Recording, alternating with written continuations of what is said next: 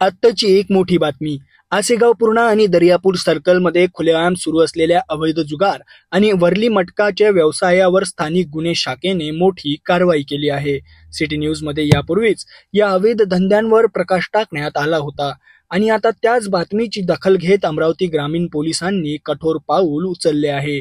स्थानिक गुन्हे शाखेने आसेगाव पूर्णा पोलीस स्टेशन हद्दीत पेट्रोलिंग सुरू असताना ग्राम असदपूर येथे अवैध वरली मटका जुगारावर छापा टाकला. या कारवाईत पोलिसांनी किशोर अण्णाजी घुरडे आणि विजय दादाराव माकोडे या 2 आरोपींना ताब्यात घेतले. मात्र संदीप प्रल्हादराव डवरे हा आरोपी घटनास्थळावरून पळून जाण्यात यशस्वी झाला.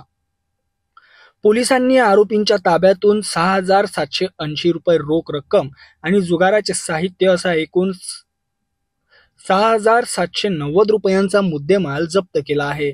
आरोपींवर 12/अ म जु का नुसार गुन्हा दाखल करण्यात आला असून त्यांना पुढील कारवाईसाठी आसेगाव पूर्णा पोलिसांच्या ताब्यात देण्यात आले आहे. ही कारवाई पोलीस निरीक्षक किरण वानखडे यांच्या मार्गदर्शनाखाली एपीआय सचिन पवार, युवराज मानमोठे, रवींद्र वऱ्हाडे, सागर नाटे, शांताराम सोनोने, संजय गेठे यांनी केली. या कारवाईमुळे अमरावती ग्रामीण पोलिसांनी अवैध धंद्यांविरुद्ध कठोर भूमिका घेतल्याचे सिद्ध झाले आहे.